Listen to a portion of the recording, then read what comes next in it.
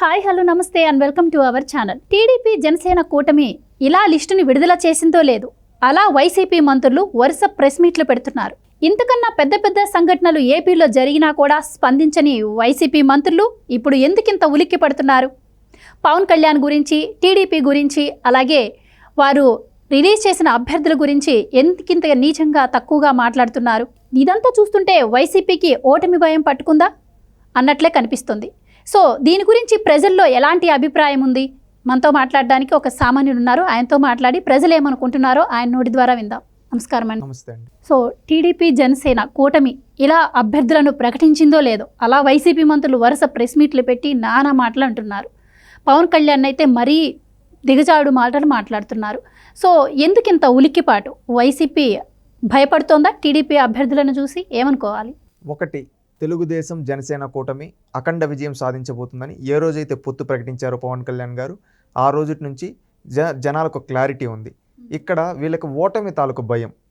మొదటి నుంచి తెలుగుదేశం జనసేన పొత్తుని ఎలా విడదీయాలా అని రెచ్చగొట్టే వ్యాఖ్యలు చేస్తూనే ఉన్నారు మొదటి నుంచి. కానీ ఎక్కడ వీళ్ళు సమన్వయం పాటిస్తూ తెలుగుదేశం జనసేన వాళ్ళు కలిసిమెలిసి ప్రోగ్రామ్స్ అన్నీ చేస్తూ ఉన్నారు. రాకదలరా కావచ్చు, శంకారావం కావచ్చు, వారాహి యాత్రలు కావచ్చు, ఇవన్నీ ఈరోజు అభ్యర్థులను కూడా ప్రకటించేశారు. ఇంక రేపు ఎల్లుండో నోటిఫికేషన్ వస్తుంది. ఆ నోటిఫికేషన్ వచ్చిన తర్వాత వీళ్ళ అభ్యర్థులు గ్రౌండ్ లెవెల్ అందరూ కలిసిమెలిసి చేసుకుంటారు. దీన్ని ఓర్చుకోలేక ఎలాగైనా ఇకనైనా ఓట్ ట్రాన్స్ఫర్ అనేది జరగకుండా ఆపాలి, అందుకని ఏమంటే మనోభావాలు దెబ్బతినే విధంగా మాట్లాడాలనే ఉద్దేశంతో పవన్ కళ్యాణ్ గారిని, చంద్రబాబు గారిని ఉద్దేశించి వైఎస్ఆర్సీపీ వాళ్ళు వాళ్ళ కడుపు మంటని, వాళ్ళ బాధని ఈ విధంగా చెప్తూ ఉన్నారు. ఒకటి, వీళ్ళు రాష్ట్రంలో ఎన్నో సమస్యలు ఉన్నాయి కదా, ఏ రోజన్నా మాట్లాడారా? ఈరోజు రాష్ట్రంలో నిరుద్యోగం విలయ తాండవం చేస్తోంది. ఆ నిరుద్యోగాన్ని తగ్గించడానికి, జాబ్ ఎంప్లాయ్మెంట్ క్రియేట్ చేయడానికి ఏ రోజన్నా వీళ్ళు ప్రెస్ మీట్లు పెట్టారా?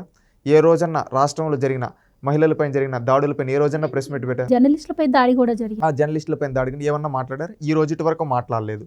కానీ వీళ్ళకి ఏమంటే ఇప్పుడు అందరూ వరుస పెట్టి వస్తున్నారంటే వీళ్ళకి భయం పుట్టుకునేసింది. మనమేమో ఇంకా క్యాండిడేట్లను కూడా కన్ఫర్మ్ చేయలేదు, వీళ్ళని వాళ్ళని మారుస్తున్నాం. వాళ్ళేమో ఒకేసారి 94 క్యాండిడేట్లు అనౌన్స్ చేసేసాడు చంద్రబాబు నాయుడు. దాదాపు టీడీపీ జనసేన 100 క్యాండిడేట్లు అనౌన్స్ చేసేసారు.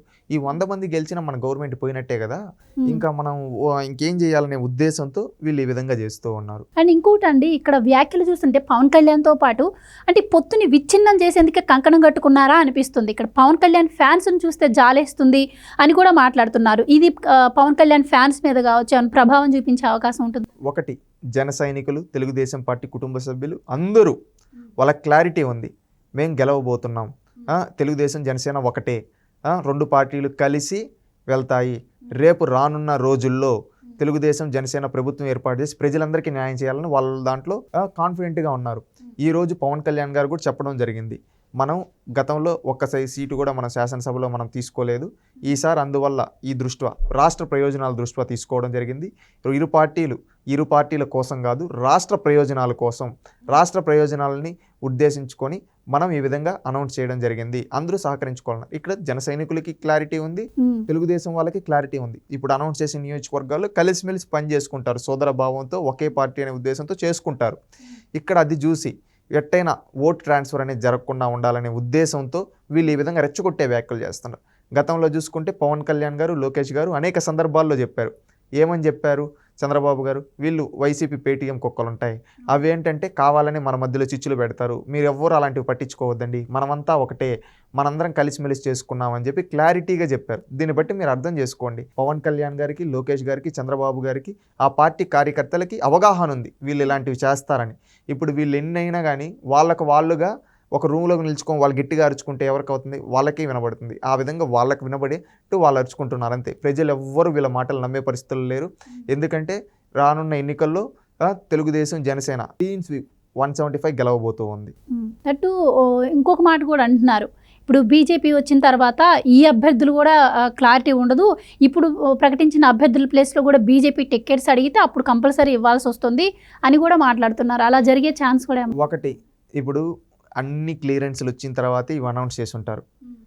ఇప్పుడు చంద్రబాబు నాయుడు గారు ఏమి నార్మల్ సాదాసీదా మనిషి కాదు, రాజకీయ చాణక్యుడు.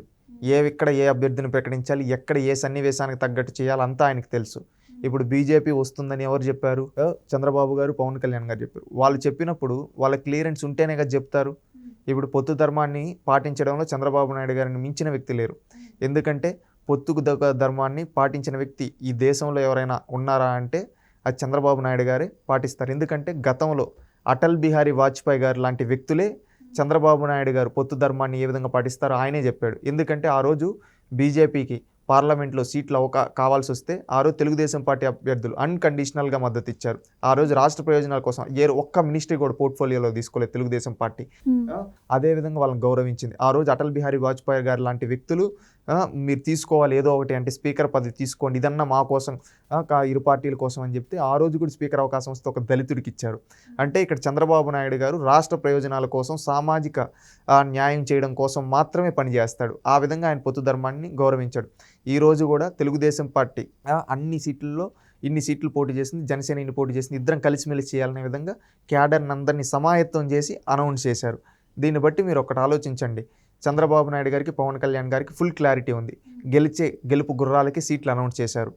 రేపు వీళ్ళు వైసీపీ వాళ్ళు ఓడిపోబోతున్నారు కాబట్టి ఈ విధమైన వాళ్ళు భయభ్రాంతులకు గురవుతూ ఉన్నారు.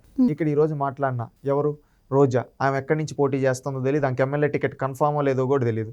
రెండోది సజ్జల రామకృష్ణారెడ్డి, అతను అసలు ఎమ్మెల్యే క్యాండిడేట్గానే పోటీ చేయడు. ఈ విధంగా చూస్తే మీరు అర్థం చేసుకోండి వీళ్ళ పరిస్థితి ఎలా ఉందో.